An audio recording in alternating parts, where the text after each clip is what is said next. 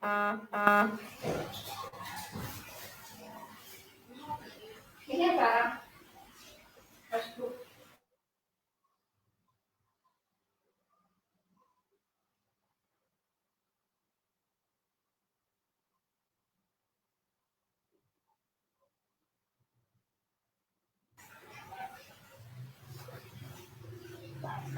30 detik.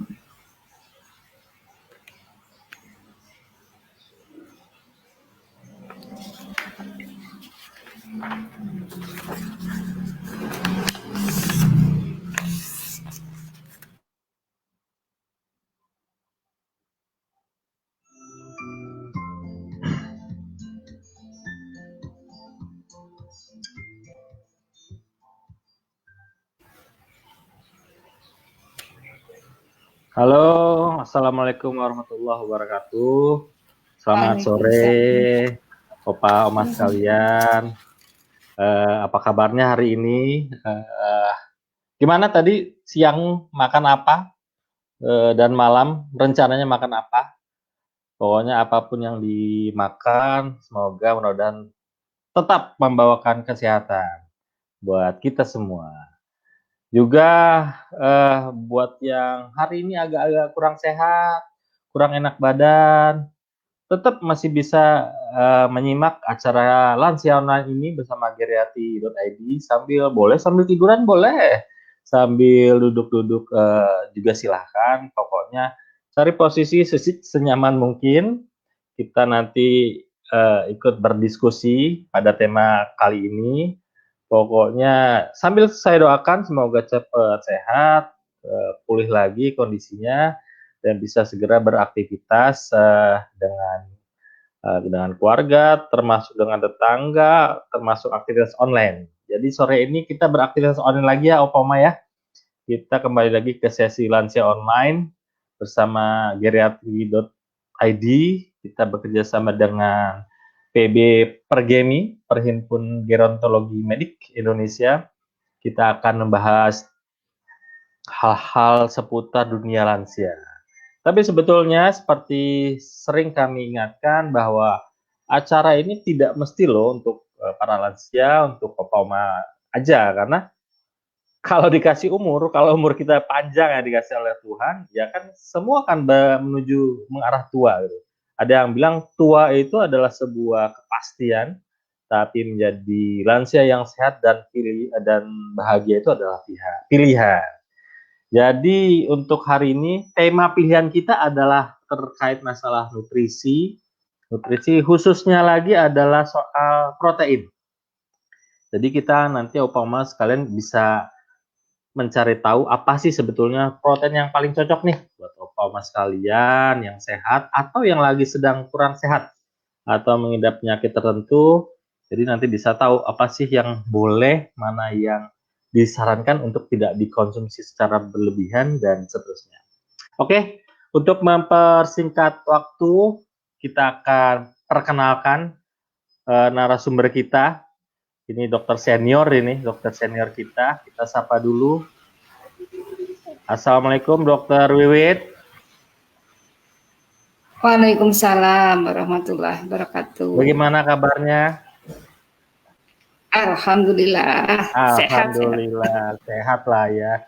Jadi Opa Mas sekalian, Dokter Wiwit ini sekarang tinggalnya di Banjarmasin, Kalimantan Selatan. Sudah berapa lama Dok tinggal di Kalimantan? Sudah hampir 12-an tahun. Hampir 12-an tahun, meninggalkan kampung halaman di Jogja ya? Iya. Ini karena Dokter Wiwit ini dokter senior lulusan dari Universitas Gadjah Mada. Begitu ya, Dok ya? Iya. Oke, ini ada kalau dari foto-fotonya ada lagi ini yang di nomor 3 nih ada di Taipei nih 2009 itu boleh cerita dok? Itu dalam rangka apa itu di sana itu? Iya, dalam rangka pertemuan geriatri Asia Pasifik ya kalau tidak salah ya. Asia Jadi Pasifik ya. di Taipei sama Oke. itu sama Prof. Ati sama Dr. Sunarti nih dari Malang. Oke. Oh, Prof Ati ya, Ketua Pergemi ya dok ya. Oke, Oke. Opama sekalian, Dr. Wiwit ini nanti akan memandu kita tentang tadi tema yang sudah kita tentukan bahwa memilih sumber-sumber protein yang tepat ya untuk lansia. Untuk mempersingkat waktu, saya persilakan Dr. Wiwit untuk menyampaikan pemaparannya. Ya, silakan. Bismillahirrahmanirrahim. Assalamualaikum warahmatullahi wabarakatuh. Selamat sore, Opa Oma. Sore ini kita berbagi cerita tentang bagaimana kita memilih sumber protein untuk lansia. Bisa jadi memang bukan hanya untuk lansia ya, kita semua insya Allah punya keluarga-keluarga yang mungkin sudah lansia atau bahkan kita sendiri sudah mendekati lansia. Maka kita harus tahu bagaimana kita cara memilih protein yang baik. Kenapa protein itu penting? Sebetulnya kenapa protein itu penting buat kita?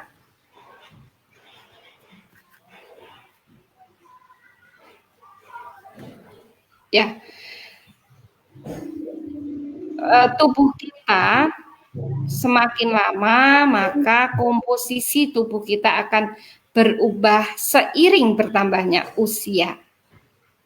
Protein adalah salah satu nutrien yang penting sekali buat tubuh kita.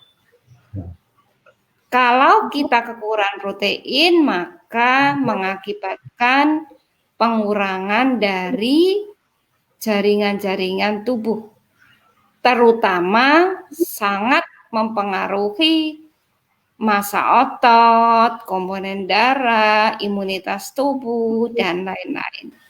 Nah, sehingga di sini protein sangat berperan untuk mempertahankan kualitas hidup, terutama lansia. Kenapa begitu? Karena kalau kita kekurangan protein, salah satu dampak yang sangat dirasakan adalah massa otot. Nah, ini keluhan yang sering dirasakan ya, oma-opa sekalian.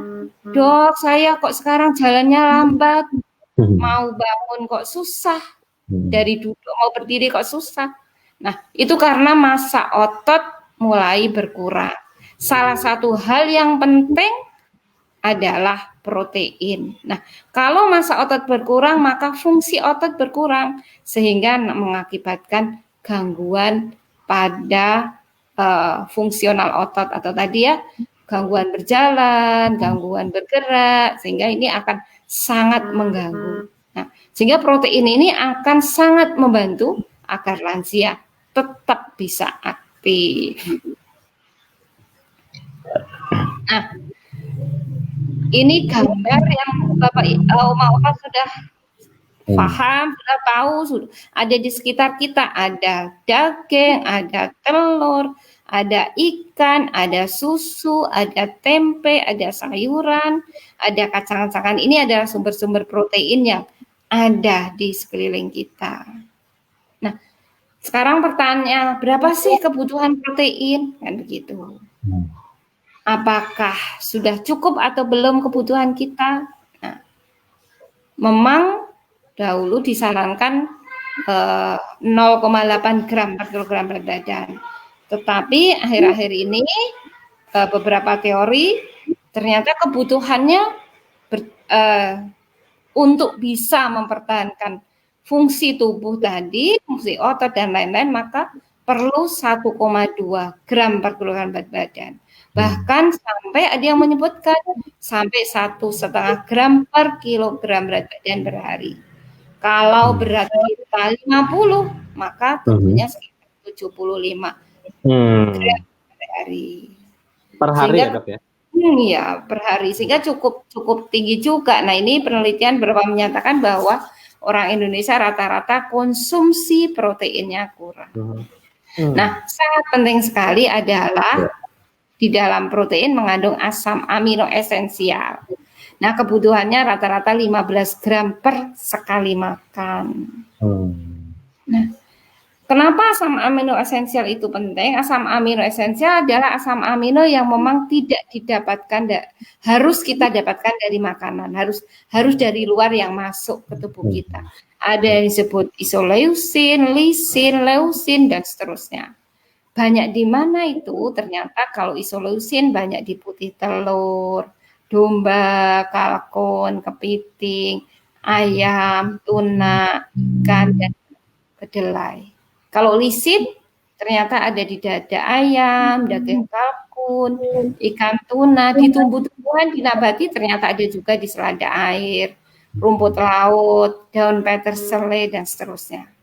Nah, leusin ternyata dia ada di rumput laut, tuna, kedelai, dan seterusnya. Valin ternyata ada juga di baik hewani, telur, kemudian di nabati, rumput laut, selada air, dan bayam.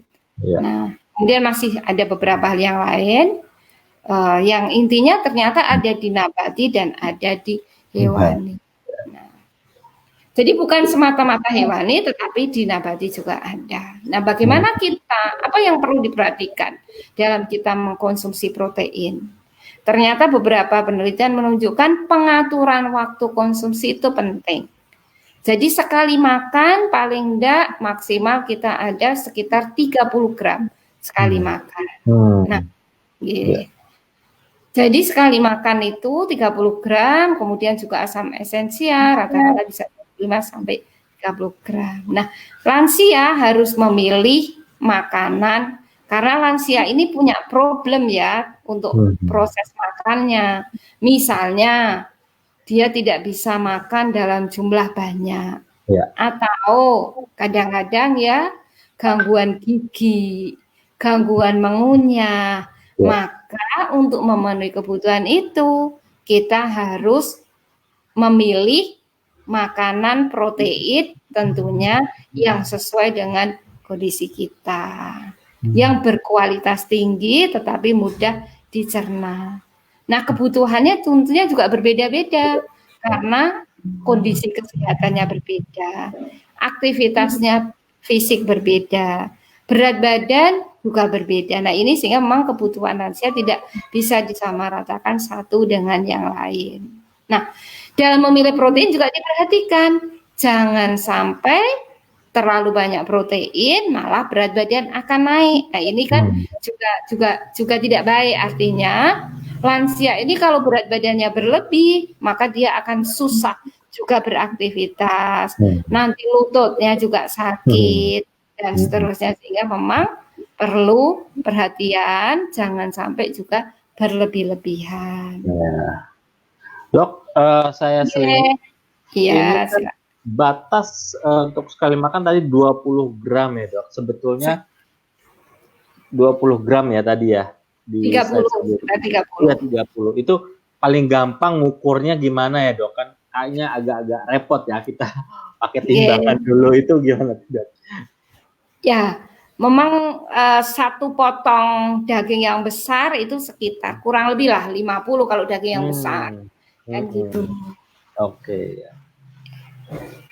Jadi kalau satu potong itu daging yang besar itu sebenarnya udah memenuhi minimal ya? Iya, sudah memenuhi minimal. Oke, monggo dilanjut. Ya. Nah, jadi konsumsi ini ada beberapa, ini penelitian konsumsi protein susu dibanding dengan konsumsi protein kedelai ternyata untuk merangsang sintesa protein ototnya itu ternyata lebih besar yang protein susu karena asam amino esensialnya lebih tinggi. Nah, di dalam mencukupi kebutuhan protein ini hati-hati juga pada penderita atau lansia yang mengalami gangguan ginjal karena kebutuhan protein tidak setinggi orang yang normal. Pada orang yang menderita gangguan ginjal maka kebutuhannya maksimal 0,8 gram per kilogram berat badan kecuali sudah menjalani hemodialisa yang rutin, maka kebutuhannya sama.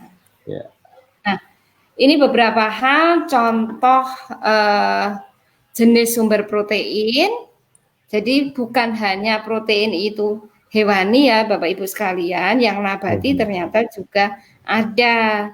Ternyata dalam kurang lebih 100 gram, maka ternyata gandum, ini yang paling tinggi ternyata ini ya, kacang kedelai, ini tinggi Bapak Ibu sekalian, 36-49 gram.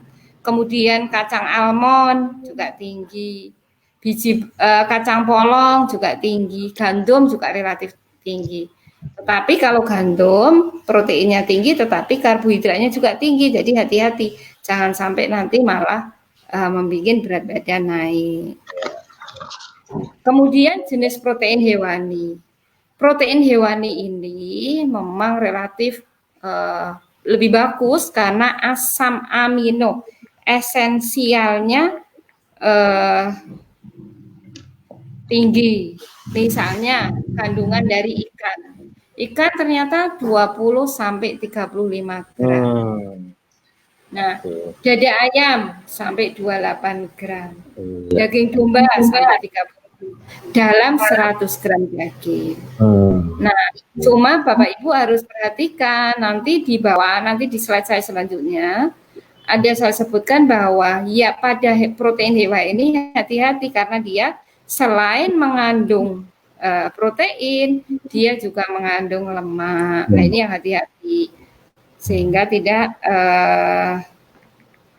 tidak boleh terlalu banyak juga. Misalnya kita memilih dada ayam, maka dada ayam kulitnya sebaiknya dihindari karena kulit kandungan lemaknya tinggi. Kemudian daging sapi juga memilih daging sapi yang tidak terlalu banyak lemak sehingga yang masuk adalah protein. Nah, telur ini sebetulnya paling mudah dicerna dan paling mudah diserap oleh tubuh kita, paling bagus. Nah, jadi ini contohnya dalam 100 gram daging atau ikan, kalau ikan kalorinya 110 sampai 140 agak tinggi, proteinnya 30 sampai 35, lemaknya tidak terlalu tinggi 1 sampai 5 saja. Nah, kalau dada ayam juga tidak terlalu tinggi, tapi kalau daging domba atau daging sapi, maka kandungan lemak dan kalorinya relatif tinggi. Nah, ini juga sebagai pertimbangan dalam memilih. Artinya bukan tidak boleh, tetapi harus betul-betul kita perhatikan, jangan sampai nanti malah akan menyebabkan naik atau lemaknya tinggi atau kalorinya tinggi. Dok, mohon maaf dok, kalau ikan tuh ikan secara umum ya ini dok, atau ini baru ikan secara umum. Nanti di bagian bawah saya terangkan ada beberapa ikan yang lain. Iya, siap. Nah, ini misalnya ikan tuna. Di dalam ikan tuna kita tahu memang bagus sekali ya warnanya, daging 29 gram protein dalam 100 gram, dagingnya ada yang warna merah dan putih. Kandungannya ada asam lemak omega 3. Dia menghasilkan 29 gram protein, dia juga mengandung vitamin A, vitamin D, kolin, kalsium, dan seterusnya, dan juga zinc yang paling penting juga. Nah, ini telur. Nah, telur ini subhanallah ya, jadi telur ini kan kalau untuk orang tua mudah ya, jadi tidak terlalu, kalau daging bisa jadi harus dicincang, ikan juga harus hati-hati. Nah, kalau telur itu relatif mudah dikunyah, jadi salah satu sumber protein terbaik. Kandungan proteinnya sangat mudah dicerna. Hampir tidak ada lemak jenuh, terutama putih telurnya ya, sehingga kita bisa mendapatkan seluruh protein. Kandungan kalorinya juga sangat rendah, sehingga setiap 100 gram dikatakan mengandung 12,6 gram. termasuk vitamin A, riboflavin, asam folat dan seterusnya, sehingga memang protein telur ini termasuk terutama putih telur ya sangat bagus untuk dicerna para lansia. Nah, ini keju dalam 100 gram keju ada 21 gram protein. Ini keju ini bagusnya dia mengandung kalsium karena berasal dari susu. Maka sangat penting untuk mempertahankan tulang, melindungi gigi dan seterusnya. Nah, gandum ini adalah protein kacang-kacangan. Sebetulnya tadi hampir setara dengan protein kedelai, cuma di sini kalorinya agak tinggi, mengandung 16,9, tapi dia gandum utuh mengandung vitamin B1, B2 dan seterusnya termasuk C. Nah, sehingga pilihan kita sebetulnya bisa ikan, bisa susu, bisa daging sapi tanpa lemak, bisa telur ataupun kacang-kacangan. Nah, ini yang ditanyakan tadi beberapa variasi ikan ya, ikan air tawar yang saya sampaikan di sini. Kalau saya di Banjarmasin ada ikan yang disebut ikan haruan yang dikatakan yang sering dibentuk albumin. Nah, ikan gabus. Nah, itu tinggi juga. Bentar. Nah, ini ya. Jadi kalau ikan mas proteinnya 16, bandeng 20, gabus ini gabus memang paling tinggi proteinnya ya, 20 paling tinggi. Nah, sehingga memang lemaknya juga sangat rendah. Nah, sehingga karbohidratnya rendah, sehingga memang kemudian dimakan juga mudah. Nah, ini memang untuk para lansia salah satu sumber yang cukup bagus ikan, ikan, telur, kan begitu. Lele ini kan banyak lah yang jual pecel lele gitu, sebenarnya bagus ya dok ya lele. Bagus. Artinya lebih relatif kandungan kalorinya lebih rendah, kandungan karbohidratnya rendah, kandungan lemaknya rendah, kan begitu.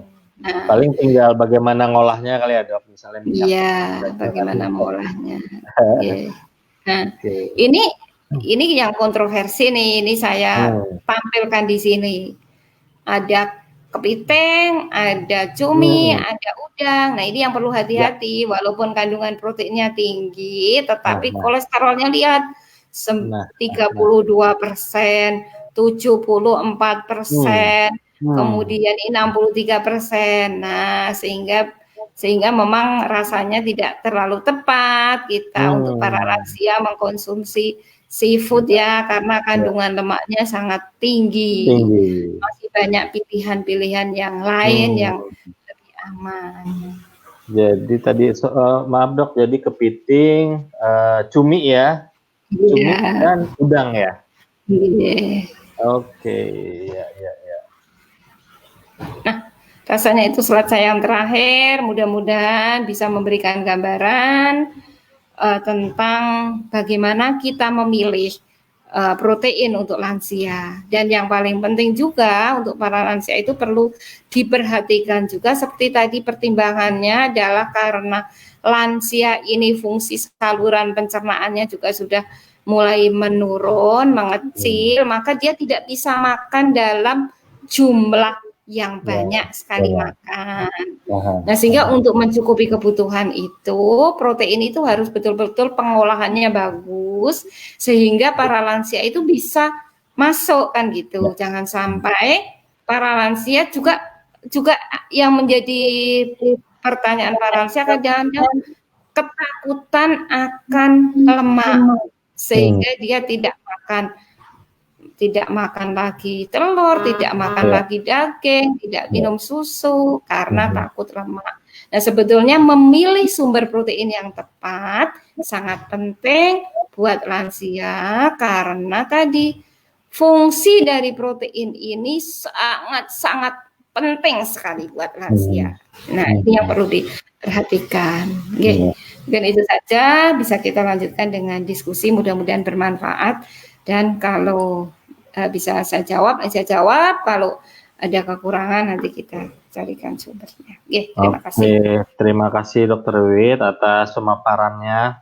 Menarik sih karena ada beberapa daftar tadi ya, list misalnya ikan-ikan, apa yang recommended gitu maupun yang tidak. Dan kayaknya kita perlu tahu nanti biasanya tim redaksi akan menge-share setiap materi presentasi para narasumber kita. Jadi sehingga bagi yang agak-agak kurang jelas melihatnya atau melewatkan tadi sesi itu nanti bisa kita ingat lagi.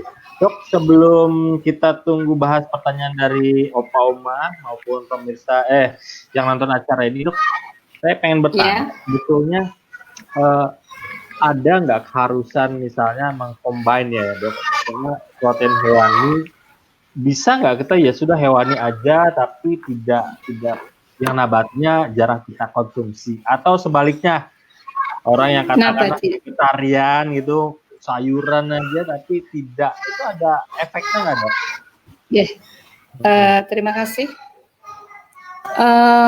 Jadi untuk kebutuhan protein tadi, kelebihan dari protein hewani adalah mengandung asam amino esensial yang lebih banyak dibanding dengan nabati.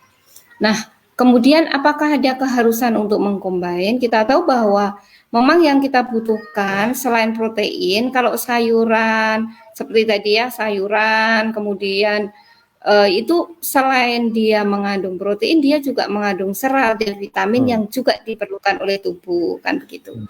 Sehingga memang dianjurkan jangan mutlak hanya protein hewani, tetapi juga ditambah dengan protein hewani, kecuali pada pasien yang menderita gangguan ginjal, karena memang protein nabati ini kan bukan susah dicerna ya, maka bioavailabilitasnya, maka kalau gangguan ginjal yang disarankan adalah protein yang berasal dari hewani. Dan kebutuhannya juga lebih rendah dibanding orang umum atau lansia umum seperti tadi, hanya 0,8 gram per kilogram berat badan. Itu yang gangguan ginjal. Tapi untuk selain itu diharapkan memang tidak mutlak hanya dengan nabati, tapi bisa dikombin antara yang nabati dan hewani. Gitu. Oke. Nah, saya ada lagi nih, Dok, dari saya sih. Nah, tadi kan itu Dr. Wid bilang telur tuh sangat bagus, barangkali yang protein yang salah satu yang terbaik ya, Dok, karena mudah juga kan, mungkin secara ekonomi juga relatif murah lah ya, Dok. Nah, pertanyaan saya sih, untuk menjaga kandungan proteinnya, telur itu bagusnya di apa, Dok? Apakah direbus kah? Terus ada orang yang katanya setengah matang kah? Itu gimana, Dok? Ya, kalau penelitian yang menunjukkan antara direbus, digoreng dan seterusnya tidak. Untuk protein ya kan, yang penting protein memang tidak dimasak terlalu matang ya, rusak ya. Cuma memang yang harus diperhatikan para lansia terutama, sarannya memang harus matang ya. Jadi bukan setengah matang atau bukan telur mentah. Karena kalau telur mentah misalnya kan ada beberapa orang yang dipakai mentah itu malah berbahaya, karena di dalam telur masih mengandung kuman-kuman, sehingga nanti ini malah berbahaya buat para lansia. Sehingga bisa direbus matang atau bisa digoreng, tetapi kalau digoreng tidak boleh, minyaknya ini yang memang harus hati-hati, karena kandungan minyaknya juga nanti meningkatkan kolesterol, kan begitu. Oke, Dok, kita udah punya beberapa pertanyaan ini dari Opa Oma sekalian. Ini kita punya grup WhatsApp kelas lansia online. Ini cukup aktif, Dok, grup ini. Ingin bacakan pertanyaan dari Pak Win. Ini dari Solo. Dulu tetangganya Dr. Wid nih, Jogja sama Solo. Tapi sekarang Dr. Wid jauh. Pak Win ini umur 60 tahun, Dok. Saya izin bertanya, saya pernah terkena asam urat sampai saya nggak bisa jalan karena yang diserang jempol kaki. Kemudian saya melakukan pengobatan alternatif dengan diberikan makanan yang pantang untuk dimakan. Dan hampir kebanyakan makanan berprotein. Akhirnya saya menghindari semua makanan berprotein dan dapat sembuh. Mohon petunjuk, Dok, jenis protein apa yang aman untuk pengidap asam urat. Demikian, terima kasih, Dok, jawabannya. Iya, terima kasih Pak Win. Kalau lihat yang PowerPoint yang paling bawah tadi, kan gitu ya. Yang udang yang paling bawah, yang kepiting udang kan gitu ya. Nah, itu memang kandungan ininya sangat tinggi banget ya, kandungan purinnya. Nah, nanti itu iya, kemudian juga kayak seperti kalau jeroan ya, kalau saya orang Jawa ya nyebut jeroan ya. Kayak otak, kemudian ati, ambelan, paru, seperti tadi yang udang, cumi, kepiting. Nah, itu memang sangat tinggi sekali kandungan purinnya, sehingga kalau ada menderita asam urat mesti ini akan langsung bisa kambuh. Tetapi kalau kayak tadi putih telur, kemudian ikan, nah itu insya Allah aman buat dikonsumsi. Oke, semoga terjawab ya Pak Win ya. Ini kita pertanyaan dari Facebook yang berkomentar di Facebook, Dok. Dari Pak Tumpak Simanjuntak, kita tampilkan saja. Silakan. Bagaimana dokter kalau makan 2 butir putih telur ayam per hari, sedangkan kuningnya dibuang, apakah cukup? Iya. Jadi 1 butir telur itu ada beberapa varian ya. Ya rata-rata lah sekitar 50 sampai 60 gram. Itu 1 butir telur. Berarti seperti tadi kalau kandungan protein telurnya dalam 100 gram sekitar, sebentar, saya juga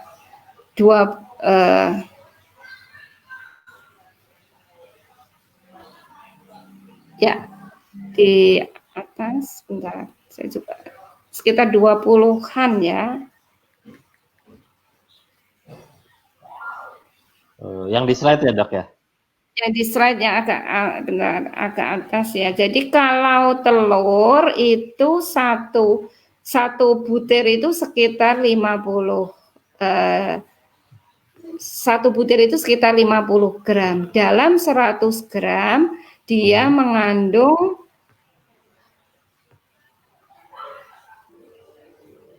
dalam 100 gram dia mengandung 12,6 gram protein. Kalau Bapak berat badannya 50, berarti kebutuhannya maksimal kan sekitar 75 gram. Nah, sehingga kalau 2 butir telur memang belum cukup, kan gitu. Karena dia proteinnya kan berarti sekitar baru itu 12,6 dalam 100 gram. Jadi 12,6 dalam 2 butir telur. Sehingga kalau hanya sehari 2 butir telur memang belum cukup, Pak. Harus ditambah. Kan gitu. Kan itu berarti baru mengandung sekitar 12,6 gram kalau 1 butir. Sehingga masih perlu bisa ditambah tempe, bisa ditambah kacang hijau, bisa ditambah juga ikan, kan gitu. Sehingga memang beberapa penelitian yang dilakukan di Indonesia itu kecukupan protein itu masih relatif hanya sekitar 30-40%. Dari kecukupan itu yang menyebabkan memang para lansia gangguan yang paling sering adalah di penurunan massa otot atau kalau kita kenal disebut, kalau yang sekarang terkenal disebut sarkopeni. Jadi massa otot berkurang, kekuatan otot berkurang, dan fungsi otot berkurang.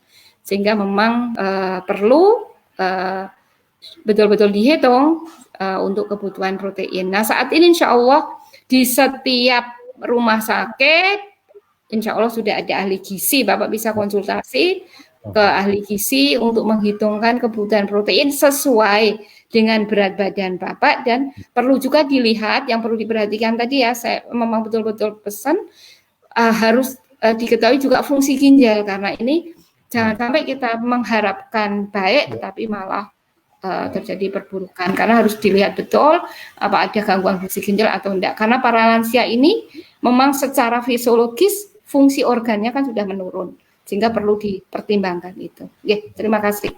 Oke, semoga sudah terjawab ya Pak Tumpak. Ini ada dari Mbak Dewi, Dok.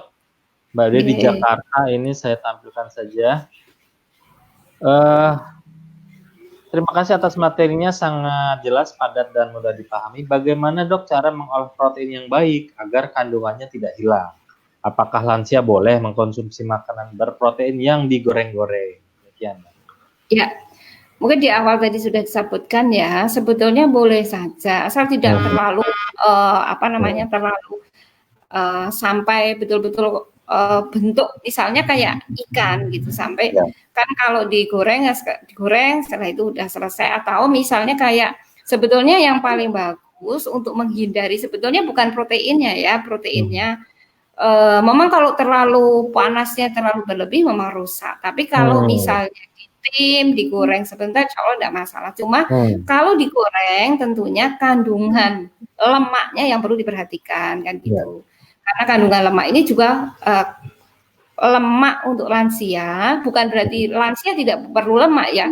Lansia juga butuh lemak. Cuma kalau terlalu banyak tentunya akan meningkatkan obesitas, kemudian juga kalau terlalu tinggi kandung lemak di dalam tubuh maka menyebabkan proses aterosklerosis. Nah, ini sehingga memang harus dihindari, apalagi yang sudah ada komorbid yang lain, misalnya diabetes dan lain-lain, betul-betul harus diperhatikan lemak di dalam tubuh. Nah, ini yang perlu diperhatikan, sehingga memang direbus juga boleh, digoreng juga boleh, tetapi memang dalam, kalau saran saya sih lebih baik direbus, ditim, karena itu untuk mengurangi lemak atau kolesterol. Oke, terima kasih. Ya.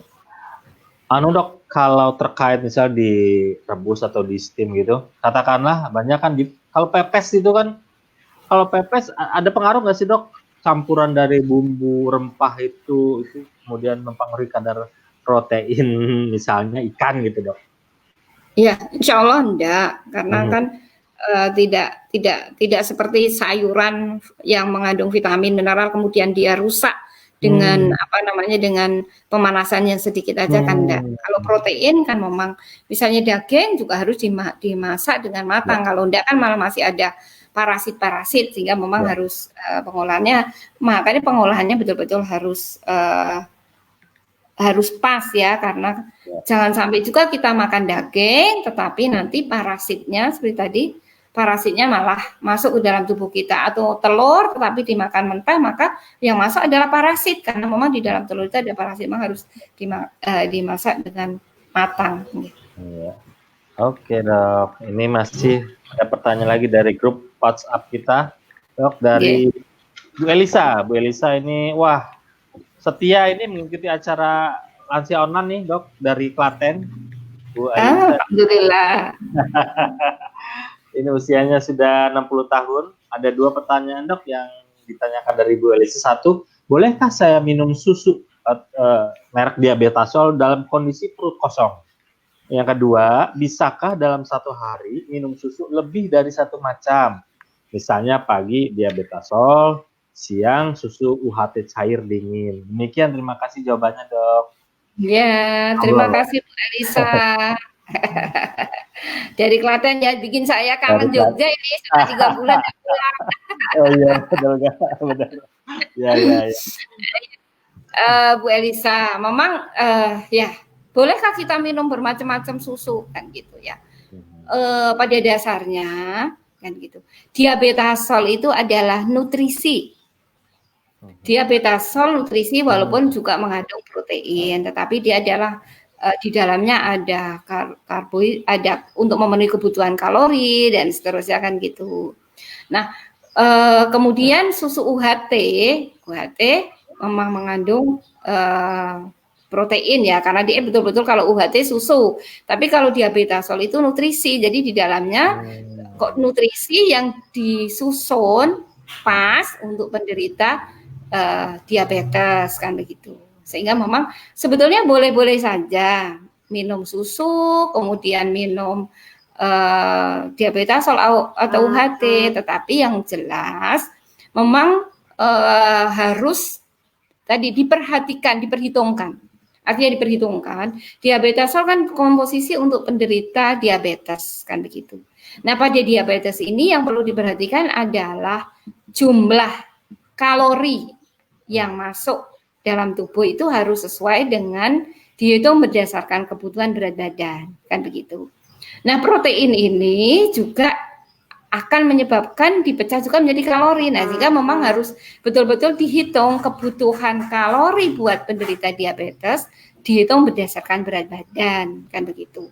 Sehingga seperti tadi kembali Bapak Ibu sekalian, saran saya, di setiap rumah sakit saat ini insya Allah sudah ada ahli gizi yang bisa menghitung dengan pas dan tepat kebutuhan Bapak Ibu sekalian. Artinya apa? Karena jangan sampai penderita diabetes tadi kalorinya terlalu tinggi. Jangan juga sampai kita kekurangan protein, kan begitu.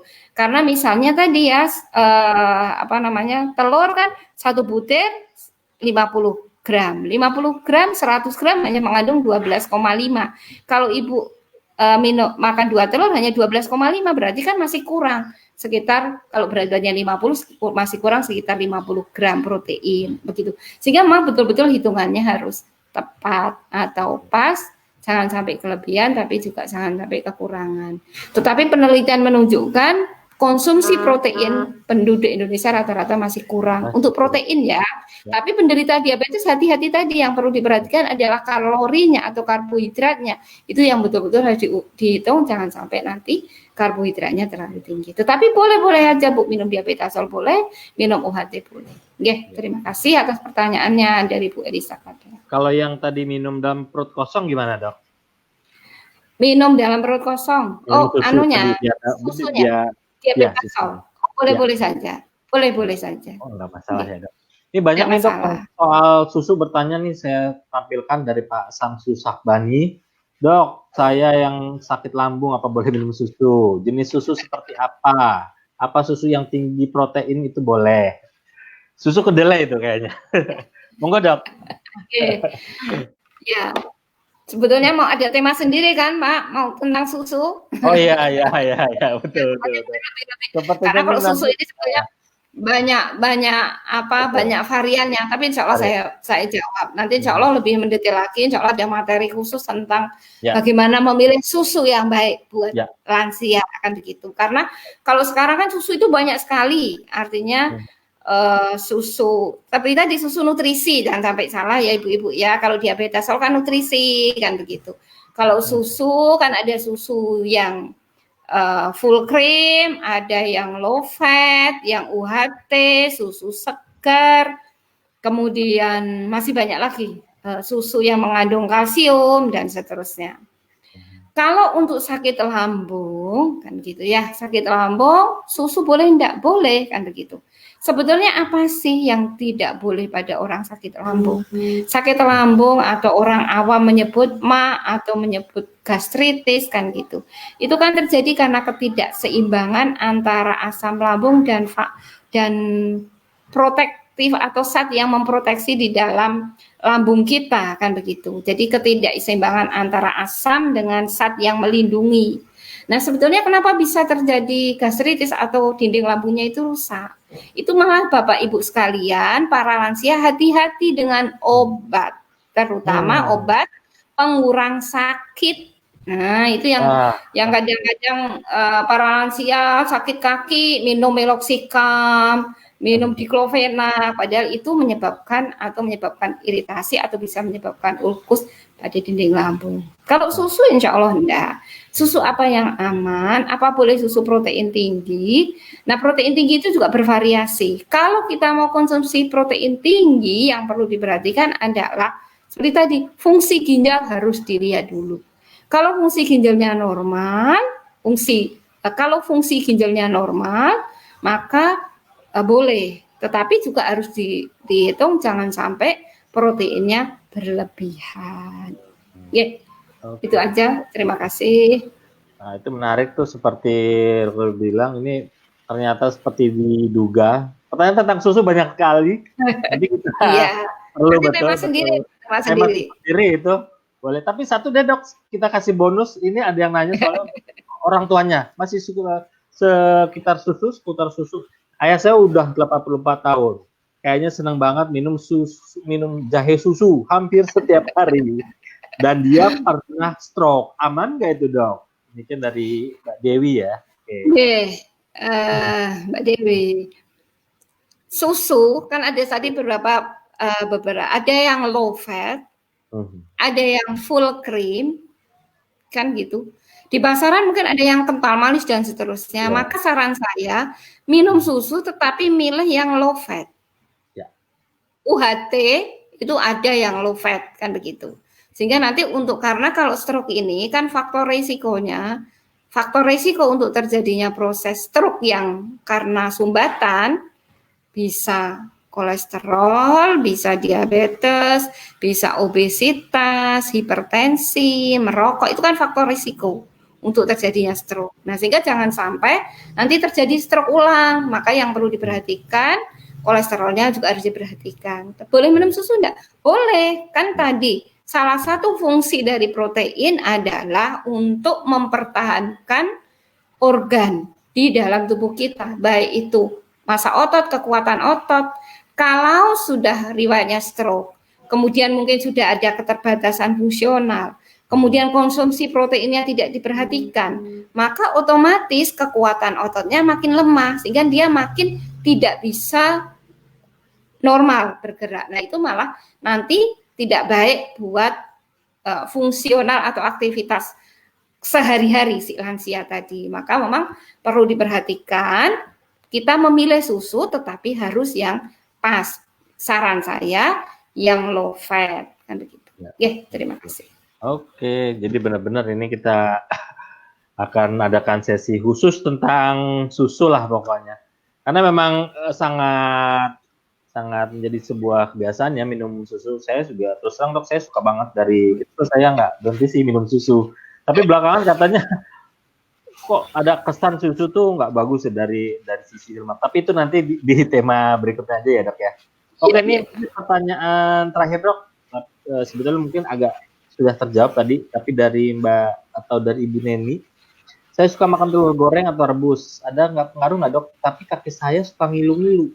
Apa ada pengaruhnya atau tidak ini? Terima kasih dok. Iya.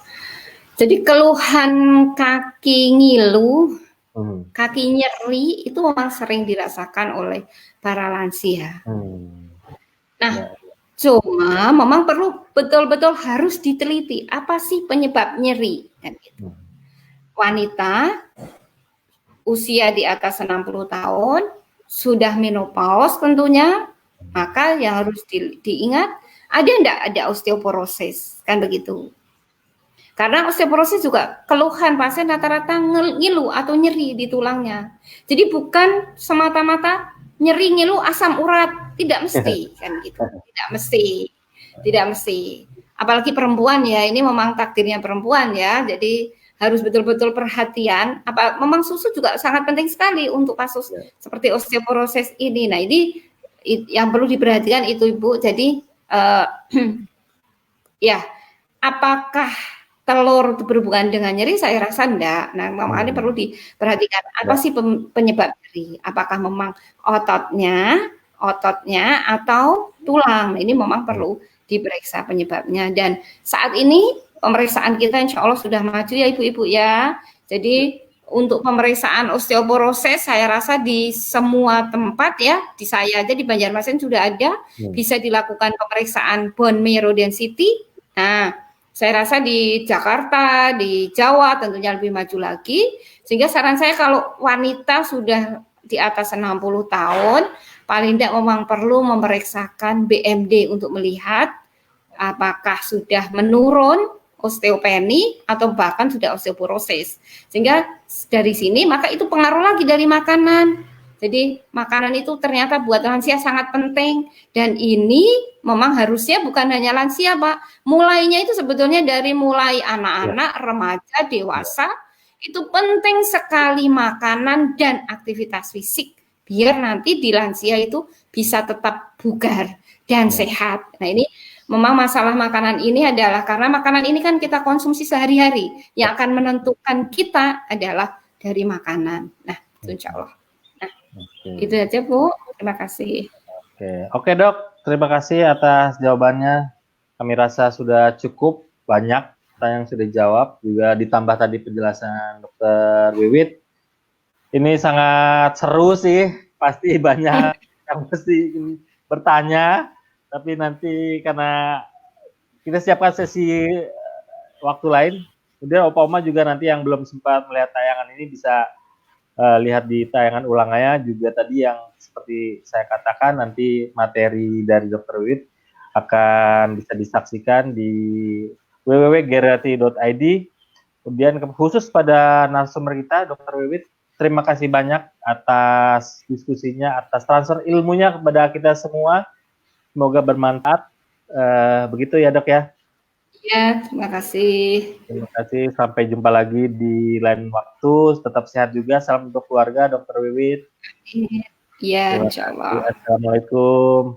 Waalaikumsalam warahmatullahi wabarakatuh.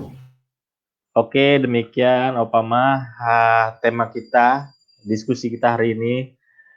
Seru sih, asik sih, menarik karena tadi mengutip Dokter Wiwit, ini soal makanan sehari-hari kita memang berhadapan dengan makanan. Bisa salah-salah masuk makanan bahaya juga buat tubuh kita.